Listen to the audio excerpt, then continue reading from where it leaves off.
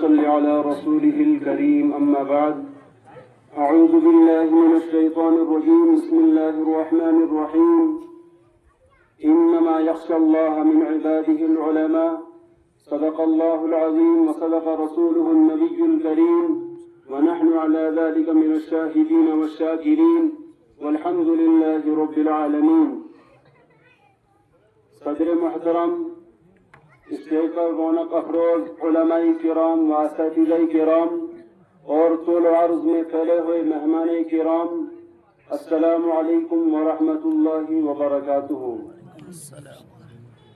آپ حضرات کو دیکھ کر بڑی خوشی ہوئی کہ آپ حضرات نے اپنا قیمتی وقت نکال کر دین کی بات سننے کے لیے یہاں تشریف لائے، اور اس گرمی میں آپ دین کی بات سن رہے ہیں. اللہ آپ کو اس کا بہترین بدلہ عطا فرمائیں گے انشاءاللہ.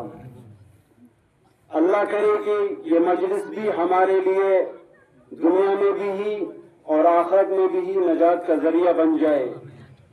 بہرحال میں آپ حضرات کے سامنے چند منٹ کے لیے حاضر ہوا ہوں، کیونکہ میرے اساتذہ کرام اور دوسرے مشائخ اعظام بھی اسٹیج پر رونق افروز ہیں. میرا جیسا طالب علم تو ان حضرات کے سامنے کچھ بولنے کی جسارت کر نہیں سکتا، لیکن الامر فوق الادب، حکم جو ہے وہ ادب سے بڑھ کر ہوتا ہے. تو اسی جملے کو پیش نظر رکھتے ہوئے میں اب حضرات کے سامنے کچھ باتیں کرنے کی جسارت کر رہا ہوں. میرے بھائیوں، میں نے آپ حضرات کے سامنے قرآن مقدس کی ایک آیت تلاوت فرمائی ہے.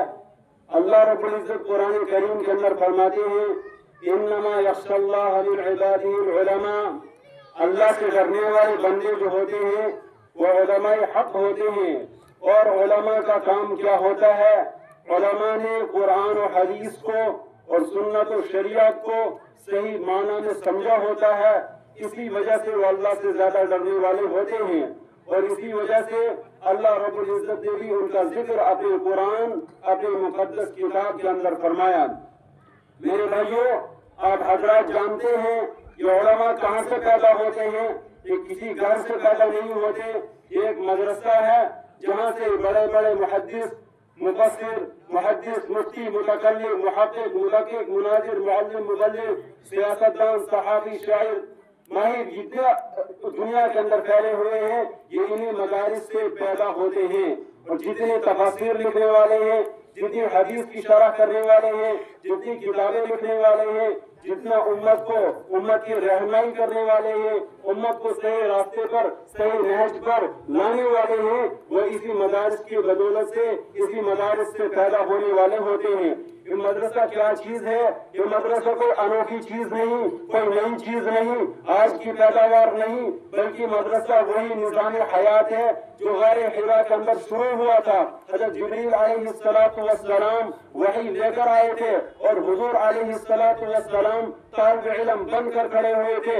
حضرت جبریل علیہ السلام کو پاک اللہ رب العزت نے بھیجا تھا اور کہا تھا جاؤ میرے پیغمبر صلی اللہ علیہ وسلم کے پاس اور ان سے کہہ دو اقرأ باسم ربک الذی خلق الانسان من علق اقرأ وربک الاکرم الذی علم بالقلم علم الانسان ما لم يعلم. یہ 5 آیات اللہ رب العزت نے دے کر حضرت جبریل علیہ السلام کو حضور علیہ السلام کے پاس بھیجا. یہی غار حرا سب سے پہلا مدرسہ ہے. ہمارے اس مدرسے کا اختتام بھی وہیں پر ہوتا ہے. اس کی بنیاد بھی وہی ہے. وہی مدرسہ، وہی طالب علم پھر امت کا رہبر بنتا ہے، اور پھر وہی مدرسہ ایک چبوترے سے نکلتا ہے. وہی علم وہاں سے نکلتا ہے اور پوری دنیا کے کونے کونے تک چلتا ہے. میرے بھائیوں، جو علماء جو ہیں، جو مدرسے والے جو ہیں، رات دن اللہ کی دین کی خدمت کے لیے، قرآن کی خدمت کے لیے پیش ہوتے ہیں. اپنی آنکھوں کی بنائی ختم کر دیتے ہیں. میرے بھائیوں، اور آپ تصور نہیں کر سکتے. ہم رات کو سو جاتے ہیں, نیند آرام سے کر لیتے ہیں, صبح کے آرام سے اٹھتے ہیں. لیکن ان طالب علموں کو دیکھو, ان فرشتہ صفت انسانوں کو دیکھو, رات کو سوتے ہیں تو قرآن پڑھ کر سوتے ہیں, صبح اٹھتے ہیں تو قرآن ان کے ہاتھوں میں ہوتا ہے, رات دن ان کے ہاتھوں میں قرآن مقدس ہوتا ہے. یہ طلبہ کا مقام ہے. حضور علیہ الصلوۃ والسلام نے فرمایا, من خرج فی طلب العلم فهو فی سبیل اللہ حتی یرجع, جو شخص علم کے طلب کے اندر نکلتا ہے وہ اللہ کے راستے میں ہوتا ہے جب تک گھر واپس نہ لوٹ جائے. دوسرے حدیث کے اندر حضور علیہ الصلوۃ والسلام نے فرمایا, الملائکۃ تضع اجنحتها لطالب العلم, طالب علم کے لیے ملائکہ جو اپنے پر بچھاتے ہیں, ان کے پاؤں کے نیچے اپنے پر بچھاتے ہیں. میرے اور آپ کے لیے نہیں, ان طلبہ کے لیے ہیں جو اپنے گھر بار کو چھوڑ کر آتے ہیں, اپنی ماں کو چھوڑ کر آتے ہیں, اپنے والدین کو چھوڑ کر آتے ہیں, اپنے عزیز و اقربا کو چھوڑ کر اس مقدس ترین جگہ کے اندر آتے ہیں اور یہاں علم حاصل کرتے ہیں. جب تک یہ مدارس ہے تب تک دنیا کا نظام قائم اور قائم رہے گا. اگر یہ مدارس نہ ہوتے تو میں قسم کر کے کہتا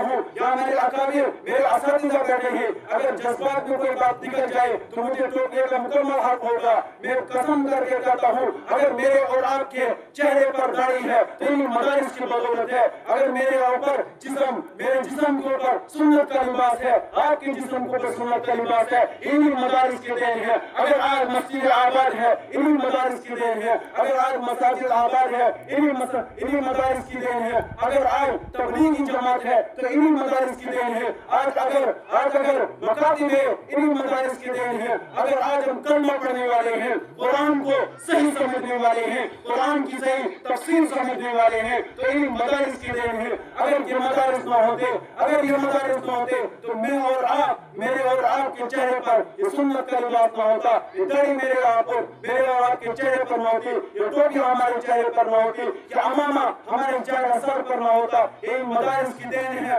جن مدارس والوں نے رات دن کر کے یہ حفاظ پیدا کرتے ہیں, یہ علماء پیدا کرتے ہیں, یہ مفسرین پیدا کرتے ہیں, جو آگے جا کر علماء جو ہے وہ لوگوں کے رہبری کرتے ہیں, لوگوں کی رہنمائی کرتے ہیں, لوگوں کو صحیح راہ پر لاتے ہیں. لیکن یاد رکھو, میرا اور آپ کا کام کیا ہے؟ میرا اور آپ کا کام ہے ان مدارس کے ساتھ شانہ بشانہ کھڑا ہونا. اگر ہم نے ان مدارس کا ساتھ نہ دیا, اگر ہم نے ان کی معاونت نہ کی, تو اللہ کسی دوسری مخلوق کو پیدا کرے گا جو ان کے دین کے تحفظ کے لیے, ان کی بقا کے لیے, ان کی بقا کے لیے وہ عمل کریں گے. لیکن اللہ ہمارا محتاج نہیں. اگر ہمارا پیسہ مدرسے کے اندر لگ رہا ہے, دین کے کسی شعبے کے اندر لگ رہا ہے, تو مجھے اور آپ کو فخر کرنا چاہیے کہ اللہ رب العزت نے صحیح راستے کے اندر ہمارا یہ مال لگایا ہے. لیکن ہم سمجھتے ہیں کہ مدرسے کے اندر دے کر ہمیں کیا فائدہ ہوگا. بھائی مدرسے میں اندر دینے کا فائدہ تمہیں کیا ہوگا؟ خدا کی قسم, اگر مدرسے نہیں ہوں گے تو تمہیں جنازہ پڑھانے والا کوئی نہ ملے گا.